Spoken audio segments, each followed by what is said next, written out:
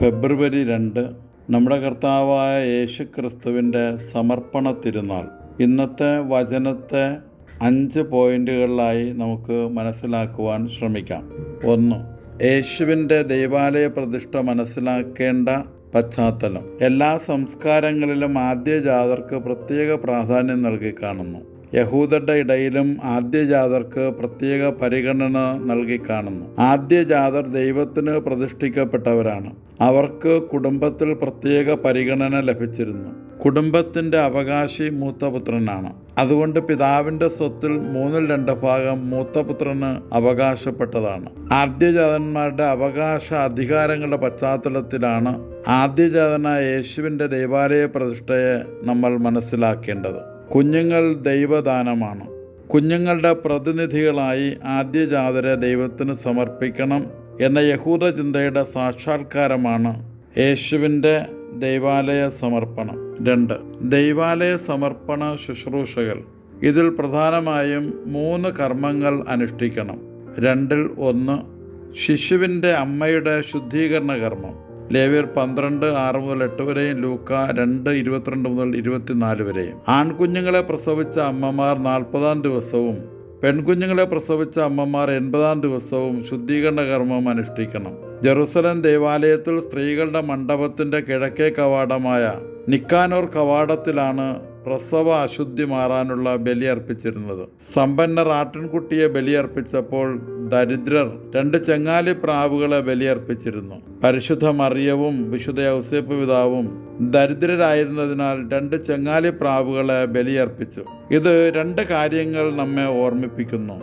1. സമ്പത്തല്ല മഹത്വത്തിൻ്റെ മാനദണ്ഡം. 2. ലോകപാപം നീക്കുന്ന ചെമ്മരിയാട്ടിൻകുട്ടിയായ യേശുവിനെ കൊണ്ടുവന്ന മറിയത്തിന് മറ്റൊരു ആട്ടിൻകുട്ടിയെ ആവശ്യമുണ്ടായിരുന്നില്ല എന്നതാണ് സത്യം. 2-ൽ 2 ആദ്യജാതൻ്റെ സമർപ്പണം രക്ഷയുടെ ഓർമ്മയാണ്. പിതാവ് ആദ്യജാതനെ ദൈവത്തിന് കാഴ്ചവെക്കുന്ന ചടങ്ങാണിത്. ആദ്യജാതർ കർത്താവിൻ്റെ വിശുദ്ധരാണ്. പുറപ്പാട് 13:1-2 വരെ.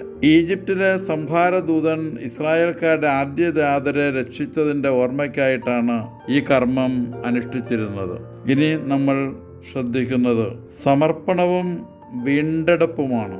ദൈവാലയത്തിൽ സമർപ്പിക്കപ്പെട്ട കുഞ്ഞിന് 1 മാസം കഴിഞ്ഞ് 5 ഷെക്കേൽ പ്രതിഫലം നൽകി മാതാപിതാക്കൾ വീണ്ടെടുത്തിരുന്നു.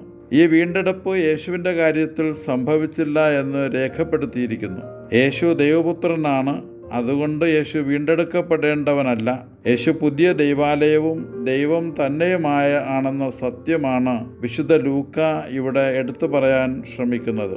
ദൈവാലയ സമർപ്പണത്തോടെ യൗസേപ്പും മറിയവും മോശയുടെ നിയമത്തോട് പ്രതിജ്ഞാബദ്ധതയുള്ളവരാണെന്ന് വ്യക്തമാക്കുന്നു. 2-ൽ 3 ശിശുവിൻ്റെ പ്രതിഷ്ഠ. സാമുവേലിനെ പോലെ യേശുവും ദൈവശുശ്രൂഷയ്ക്കായി പ്രതിഷ്ഠിക്കപ്പെടുന്നു. 1 സാമുവേൽ 1:11-24 വരെയും 48 വചനങ്ങൾ. കാരണം യേശു ദൈവാലയത്തിൽ ആയിരിക്കേണ്ടവനാണ്. പരിശുദ്ധ അമ്മയോട് യേശു ചോദിക്കുന്നുണ്ട്, നിങ്ങൾക്കറിഞ്ഞുകൂടെ ഞാൻ എൻ്റെ പിതാവിൻ്റെ ഭവനത്തിൽ ആയിരിക്കേണ്ടവനാണെന്ന്. ജെറൂസലേം ദൈവാലയം പ്രതീകാത്മക ദൈവാലയം മാത്രമായിരുന്നു. എന്നാൽ ദൈവപുത്രൻ ആദ്യമായി പ്രവേശിച്ച് പ്രതിഷ്ഠിക്കപ്പെട്ടത് മുതൽ പ്രസ്തുത ആലയം അക്ഷരാർത്ഥത്തിൽ ദൈവാലയമായി മാറി. 3 ആശ്വാസം കാത്തു കഴിയുന്ന ശിമയോൻ. ഇപ്പോൾ എന്നെ വിട്ടയക്കണമേ എന്ന ശിമയോന്റെ ഗീതം ശിശുവിനെ ദൈവത്തിൻ്റെ ഉടമ്പടി വാഗ്ദാനങ്ങളുടെ കിരീടമായി പ്രകീർത്തിക്കുന്നു. ഈ ഗീതം യേശുവിനെ യേശയ്യാ ഗ്രന്ഥത്തിലെ പ്രവചനങ്ങളുടെ പൂർത്തീകരണമായും ചിത്രീകരിക്കുന്നു. അവ 1. ദൈവത്തിൻ്റെ രക്ഷ യേശുവിലൂടെ സാക്ഷാത്കൃതമായിരിക്കുന്നു. 2. യേശു വിജാതിയർക്ക് പ്രകാശമാണ്. യേശയ്യാ 40:1-2 വരെയും 49:13 അനുസരിച്ച് ആശ്വാസം എന്നത് മിശിഹ വരുമ്പോൾ സംഭവിക്കുന്ന മാറ്റമാണ്. ഈ മാറ്റം കൊണ്ടുവരുന്ന മിശിഹായെ കാത്തിരുന്നവരാണ് ശിമയോനും അന്നയും. ശിമയോനും അന്നയും പരിശുദ്ധ ശിഷ്ടഭാഗത്തിലെ അംഗങ്ങളായിരുന്നു. പ്രവാചക പ്രബോധനങ്ങൾ അനുസരിച്ച് ജീവിച്ച ന്യൂനപക്ഷമാണിവർ. പരിശുദ്ധാത്മാവ് നിറഞ്ഞ ശിമയോൻ പരിശുദ്ധാത്മാവിനാൽ ജനിച്ച യേശുവിനെ തിരിച്ചറിഞ്ഞു. എല്ലാവരും ഉണ്ണിയേശുവിനെ കണ്ടപ്പോൾ ഒരു നവജാത ശിശു എന്ന് പറഞ്ഞു.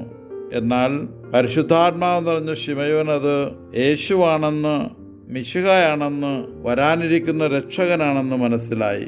ഇത് നമ്മെ ഓർമ്മപ്പെടുത്തുന്നത് യേശുവിൻ്റെ ദൈവീകതയെ മനസ്സിലാക്കാൻ പരിശുദ്ധാത്മാവിൻ്റെ കൃപയും അനുഗ്രഹവും ശക്തിയും ഉള്ളവർക്കേ കഴിയൂ എന്നതാണ്. അതുകൊണ്ട് തന്നെയാണ് നിസ്സഹായരിൽ നമ്മൾ യേശുവിനെ കണ്ടെത്തണം. 4. വാളാൽ ഉള്ളം പിളരുന്ന മാതൃത്വം. ദൈവത്തിൻ്റെ സ്നേഹമാണ് യേശുവിൻ്റെയും മറിയത്തിൻ്റെയും കുരിശ്. യേശുവിൻ്റെ ജീവിത രഹസ്യം മറിയത്തിൻ്റെ ഹൃദയത്തിലെ വാളായിരിക്കും. ശിമയോൻ യേശുവിനെ എടുത്തുകൊണ്ട് ഇവനൊരിടർച്ചക്കല്ലാണ്, വാളാണ് എന്നൊക്കെ പറഞ്ഞു വയ്ക്കുന്നു. മക്കളെ ഓർത്ത് മരണം വരെ വ്യാകുലപ്പെടാനുള്ള വിളിയാണ് മാതൃത്വം.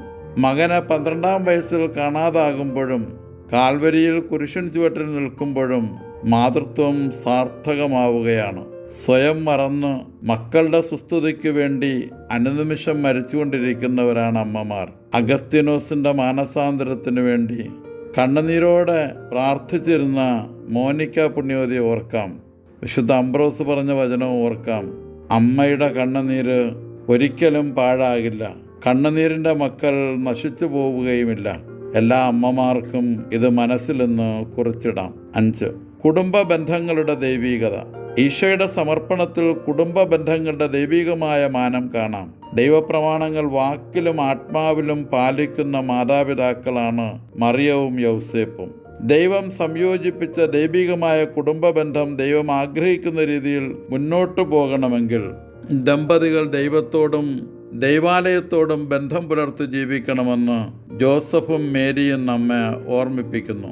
യേശുവിൻ്റെ സമർപ്പണത്തിൽ അപ്പൻ അമ്മ, അപ്പുപ്പൻ അമ്മുമ്മ, അതായത് ശിമയോനും അന്നയും ഇവരൊക്കെയുണ്ട്.